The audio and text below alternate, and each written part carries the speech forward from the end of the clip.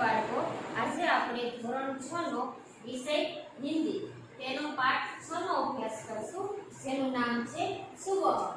सुबह એટલે કે સવાર। पोलियो की बीमारी से बच्चे विकलांग हो जाते हैं। આપણને ખબર છે કે પોલિયો છે એક બીમારી છે, કેવી તો કે જેમાં હાથ પગ એ કેવા તો કે કામ ન કરી શકે, એટલા સક્ષમ ના હોય, તો કે પોલિયોની બીમારી છે એ બાળકોને વિકલાંગ કરી નાખે છે।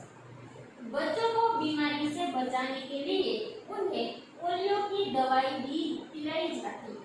એટલે કે બાળકો છે એને જે પોલિયોની બીમારી છે એનાથી બચાવવા માટે, દૂર રાખવા માટે એને પોલિયોની દવા ટીપા પીવડાવવામાં આવે છે। આપણને ખબર છે કે બાળકો જ્યારે નાના હોય ત્યારે આપણને ખબર છે કે પોલિયોની જે ટીપા પીવડાવે, બાળકો નાના હોય ત્યારે ટીપા પીવડાવવા લઈ જાય। તે ટીપા શેના હોય તો કે પોલિયોના નેના, કે જેથી કરી અને બાળકને ભવિષ્યમાં ક્યારે પોલિયોની बीमारी થાય નહીં। इस सच्ची घटना में पोलियो विकलांग बालिका रेशमा अपनी सूझबूझ और साहस से काम लेती है। उसकी शारीरिक कमी उसके इरादों में कभी बाधा नहीं बनी। એટલે કે આ જે ઘટના છે એ સાચી ઘટના છે।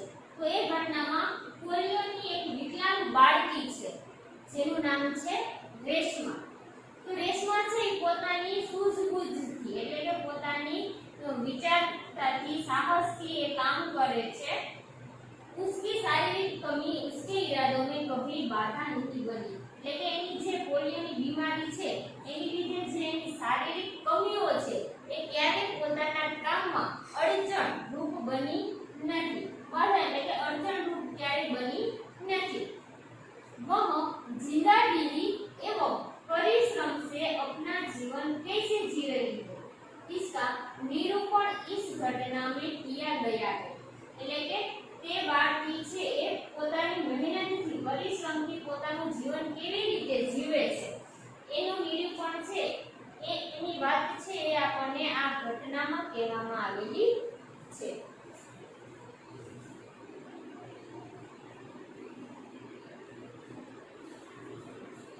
सुबह सुबह रेशमा ने देखा कि घर के सभी लोग सफाई में व्यस्त है। એટલે કે રેશમા જ્યારે ઉઠેલી, સવારે ઉઠી એટલે એને જોયું કે ઘરના દરેક વ્યક્તિઓ છે ઘરના કામકાજમાં, ઘરની સાફ સફાઈમાં વ્યસ્ત હતા। કોઈ સામાન ઝાડ रहा है तो कोई मकड़ी के झाले उतार रहा है। એટલે કે કોઈ સામાન છે એ સામાનને સાફ સફાઈ સાફ કરે છે, તો કોઈ છે ઈ દિવાલની ઉપર જે ઝાડ ઉઠી જાય છે, કરોડિયાનું ને ઝાડુ, એ ઝાડુને એ બધું સાફ સફાઈ કરવામાં લાગેલું છે। रेशमा ने सोचा जरूर आज कोई खास बात है। રેશમાએ વિચાર્યું કે જરૂર આજે કંઈક ખાસ દિવસ છે, કંઈક ખાસ વાત છે, એટલા માટે જ ઘરમાં આટલી બધી સાફ સફાઈ કરવામાં આવે છે। માં, आज कोई खास बात है? રેશમા છે એ એની માતાને પૂછે છે કે માં, આજે કોઈ ખાસ દિવસ છે? सब इतनी सुबह उठकर घर की सफाई में जुटे हैं। રેશમા ने उत्सुकता से पूछा। એટલે કે બધા સાથે મળી અને કેમ ઘરની સાફ સફાઈના કામમાં લાગેલા છો? આજે શું કોઈ ખાસ દિવસ છે કે ઘરના દરેક વ્યક્તિઓ છે ઘરની સાફ સફાઈના કામમાં લાગેલા છો? हाँ बिटिया रानी, त्योहार के दिन है, भूल गई क्या? એની માતા છે એ કહે છે કે હા મારી દીકરી રાણી, તહેવારના દિવસ છે, તું શું ભૂલી ગઈ છો? આપણને ખબર કે તહેવાર નજીક આવતો એટલે આપણા ઘરે આપણે ઘરની સાફ સફાઈ કરવી, તો એની માતા છે એમ કહે છે કે હા તહેવારના દિવસ છે એ નજીક આવે છે, એટલા માટે તું શું ભૂલી ગઈ છો? पहले से ही साफ सफाई हो जाए तो अच्छी तरह त्योहार का आनंद ले पाए। એટલે કે પહેલાથી જ જો ઘરની સાફ સફાઈ થઈ જાય તો તહેવાર છે એનો આનંદ, એની ખુશી છે એ આપણે સારી રીતે લઈ શકીએ। मां ने प्यार से रेशमा के गाल को सहलाते हुए कहा। એટલે કે એની માતાએ રેશમાના ગાલ ઉપર હાથ ફેરવતા ફેરવતા કહ્યું, ओह मैं तो एकदम भुलक्कड़ हो गई हूँ, पर माँ आपने मुझे तो कोई काम सौंपा ही नहीं, मैं क्या करूँ बताओ माँ? પછી રેશમા કહેશે કે ઓહ હું તો એકદમ ભુલક્કડ છું, હું એકદમ ભૂલી જાઉં છું, હું એકદમ ભુલક્કડ છું, પણ માં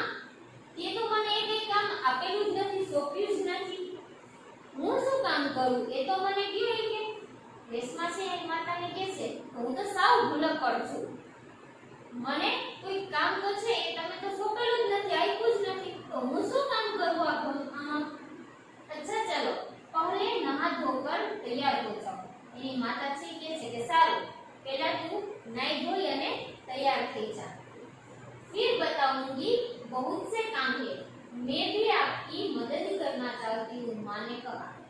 પછી એની માતા કહે છે કે તું પહેલા નહાઈ ધોઈ લે અને તૈયાર થઈ જા, પછી હું તને બતાવું કે શું કામ છે, ઘણા બધા કામ છે એ ઘરમાં બાકી છે અને હું પણ તારી મદદ જ કરવા માંગુ છું। रेशमा ने मुआ से स्वर में कहा मदद तो मैं जरूर लूंगी। એટલે રેશમા છે એને એની માને કીધું કે હા હું મદદ તો હું જરૂર લઈશ। मैंने तुम्हारे लिए कई काम सोच रखे हैं। રેશમાની માતા કહે છે કે મેં તારી માટે ઘણા એવા કામ છે એ વિચારીને જ રાખ્યા છે। नहा धोकर नाश्ता कर लो फिर बताऊंगी। कहते कहते माँ ने रेशमा को उसकी पहिए वाली कुर्सी पर बैठा दिया। એટલે કે એની માતા છે એવું કહે છે કે નાહી ધોઈ અને નાસ્તો કરી લે, પછી હું તને બતાવીશ। એવું માએ એને કહેતા કહેતા જે રેશમાની જે पहिયાવાળી એટલે કે પૈડાવાળી જે ખુરશી હતી એ ખુરશી ઉપર બેસાડી દીધી। આપણને ખબર છે કે રેશમાને પોલિયો થયો હતો, તો પોલિયાને લીધે એના પગ છે એ ચાલી શકતા નતા, કામ કરતા ન હતા, એટલા માટે જ રેશમા ખુરશી ઉપર બેસીને એક જગ્યાએથી બીજી જગ્યાએ જાતી।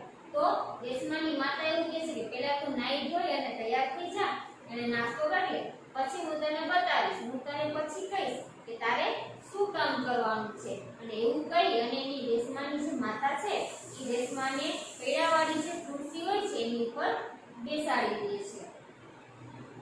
रेशमा ने अपने पहिए वाली कुर्सी को धीरे धीरे धकेला और अपने दैनिक कार्यों में लग गई। रेशमा છે એને પોતાની જે પૈડાવાળી ખુરશી હતી એને ધીમે ધીમે ધકેલી, એટલે કે ધીમે ધીમે પૈડું છે એ ફેરવ્યું એટલે જેથી કરી એની ખુરશી આગળ ચાલે।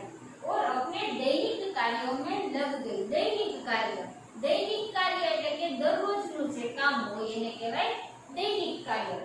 તો રેશમા છે એ પછી પોતાનું જે રોજબરોજનું કામ છે એ કામમાં લાગી ગઈ। જેવી રીતે નહીં ધોઈ તૈયાર થવું, નાસ્તો કરવું, એ બધા પોતાના દરરોજનું જે કામ છે એ રોજબરોજનું કામમાં લાગી ગયું।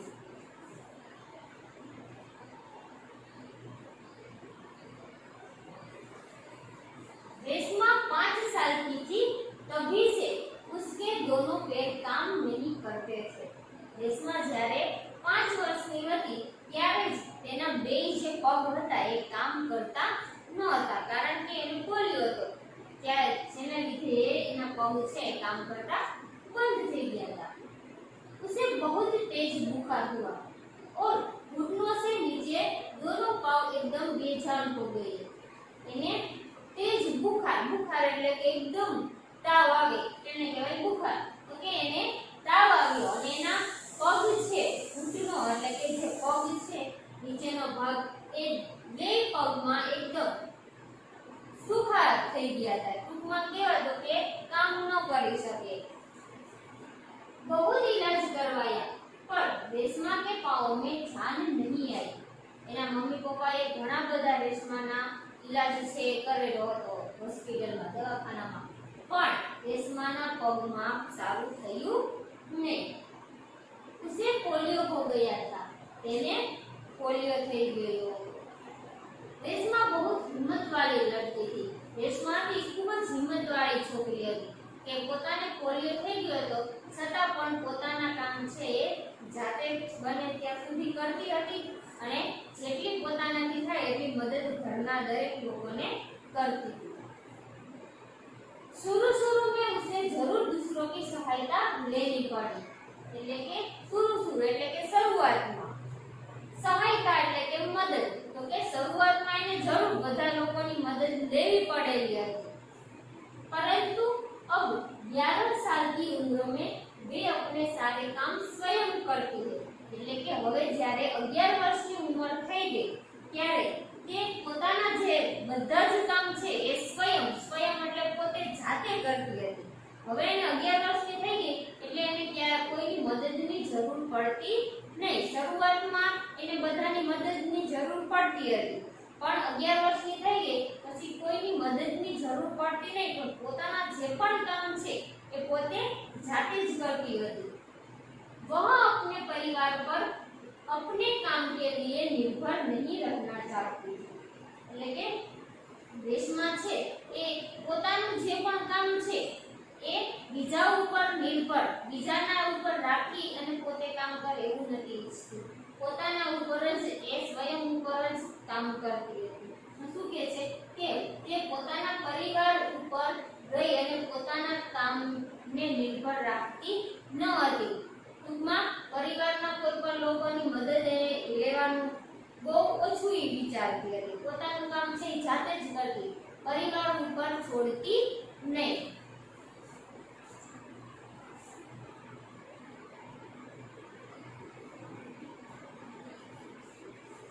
परिवार के सभी सदस्य पिताजी, छोटा भाई गोलू, दादी जी, दादाजी सभी उसे बहुत प्यार करते थे. એટલે કે પરિવારના જે સદસ્ય એટલે કે સભ્યો, પરિવારના જે સભ્યો છે એના પપ્પા, એનો નાનો ભાઈ ગોલુ, એના દાદાજી, એની દાદીમાં એ બધા જ એને ખૂબ જ પ્રેમ કરતા હતા. વહ સબકી આંખો કા તારા હૈ. તે બધાની આંખોનો એક તારો સમાન છે કે એ દરેકને એની પ્રત્યે ઘરના દરેક સભ્યોને ખૂબ જ પ્રેમ અને લાગણી છે. माँ ने रसोई घर में सारे बर्तन, डिब्बे, बोतलें नीचे उतारकर साफ कर दिए थे. રેશમાની માતા છે એને રસોડાના જે પણ વાસણ હતા એ બધા વાસણો, ડબ્બા, બોટલ એ બધું જ નીચે ઉતારી લીધેલું હતું અને નીચે ઉતારી એને બધી જ વસ્તુઓને સાફ કરી નાખી હતી. उन्होंने रेशमा को आवाज दी, रेशु अगर तुमने नाश्ता कर लिया हो तो काम में मेरा हाथ बटाओ. તેમણે રેશમાની જે માતા છે એને રેશમાને અવાજ કર્યો, બોલાવી કે રેશુ अगर तुमने नाश्ता कर लिया हो तो काम में मेरा हाथ बटाओ. એટલે કે છે કે જો તે નાસ્તો કરી લીધો હોય તો મને આ જે ઘરના કામ છે, રસોડાનું કામ છે એમાં મને મદદ કર. હાથ બટાવો એટલે કે મદદ કરવી, સાથે એની સાથે કામ કરવું. એટલે રેશમાની માતા છે એ બધું જ રસોડાની જે પણ વસ્તુ હતી, ડબ્બા, બોટલો, વાસણો એ બધા જ ઉતારી અને એને સાફ કરી લીધા હતા. ત્યાર પછી રેશમાને કહે છે કે રેશુ જો તે નાસ્તો કરી લીધો હોય તો મને આ કામ કરવામાં મદદ કર.